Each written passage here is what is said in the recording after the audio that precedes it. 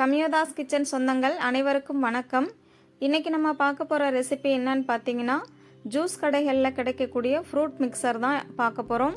நம்ம இதை எப்படி வீட்டிலேயே செய்யலாம் அப்படிங்கிறத நான் உங்களுக்கு சொல்லி கொடுக்க போகிறேன். ஜூஸ் கடையில் என்ன அளவுகளில் எடுத்து செய்வாங்களோ அதே அளவுகளை பயன்படுத்தி தான் நான் உங்களுக்கு இன்றைக்கி சொல்லி காமிச்சிருக்கேன்.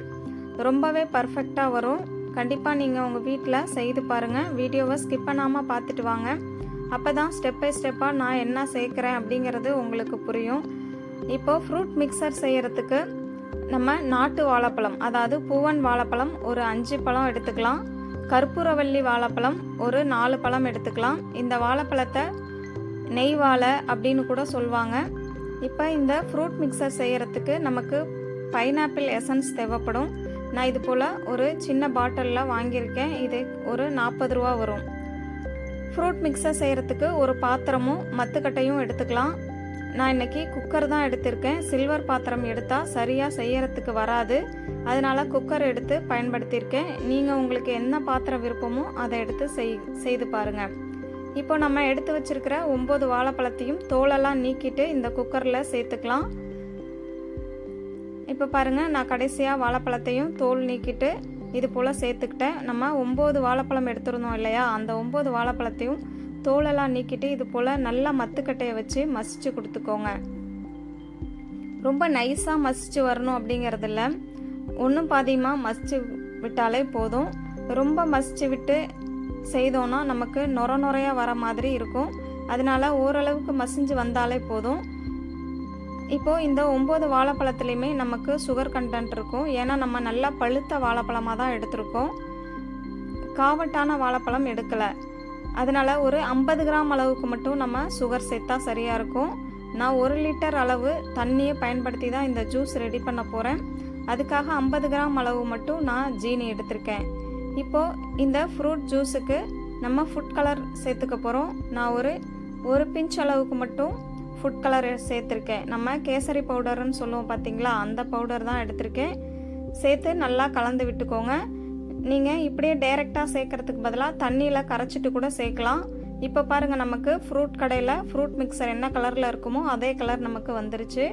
இந்த ஸ்டேஜில் ஒரு 2-3 சொட்டு மட்டும் பைனாப்பிள் எசன்ஸ் சேர்த்துக்கோங்க. எசன்ஸ் நமக்கு நிறைய ஃப்ளேவர் கொடுக்கும், அதனால் பார்த்துட்டு கச்சிதமாக சேர்த்துக்கோங்க. இப்போ நம்ம ஆப்பிளில் ஒரு பாதி ஆப்பிள் எடுத்து நல்லா பொடிசாக கட் பண்ணி வச்சுருக்கேன், அதையும் சேர்த்துக்கலாம். அது கூடவே மாதுளம்பழம் முத்துக்கள், அதுவும் ஒரு 2 கைப்பிடி அளவு இருக்கும், அதையும் நான் இதில் சேர்த்துருக்கேன். சேர்த்துட்டு நல்லா கலந்து கொடுத்துடலாம். கொடுத்துட்டு நம்ம 1 லிட்டர் அளவு தண்ணி எடுத்துருக்கோம். தண்ணி பார்த்திங்கன்னா RO வாட்டர் தான் எடுக்கணும். அப்போ தான் இந்த ஜூஸ் நமக்கு கடையில் கிடைக்கிறது போலவே இருக்கும். இது மாதிரி கொஞ்சம் கொஞ்சமாக தண்ணியை சேர்த்து நம்ம கலந்து விட்டுக்கலாம். ஒரு சிலருக்கு நல்ல திக்காக சாப்பிட்றதுக்கு பிடிக்கும், ஒரு சிலருக்கு கொஞ்சம் தண்ணி மாதிரி இருக்கிறது பிடிக்கும். நான் ஒரு 3/4 லிட்டர் அளவு தண்ணி சேர்த்துட்டேன். ஒரு 1/4 லிட்டர் அளவு தண்ணிக்கு பார்த்தீங்கன்னா நான் ஐஸ் க்யூப் சேர்த்துக்க போகிறேன். இப்போ நல்லா தண்ணியெல்லாம் சேர்த்துட்டு கலந்து விட்டதுக்கப்புறமா பாதாம் பிசின் நல்லா ஊற வச்சு எடுத்திருக்கேன். நான் ஒரு 5 மணி நேரம் ஊற வச்சு நல்லா தண்ணி ஊற்றி அலசிட்டு ஒரு 2 டேபிள் ஸ்பூன் அளவு சேர்த்துக்கிறேன். பாதாம் பிசின் நமக்கு உடம்புக்கு நல்ல கூலிங் கொடுக்கும், அதுக்காக தான் நான் சேர்த்துருக்கேன்.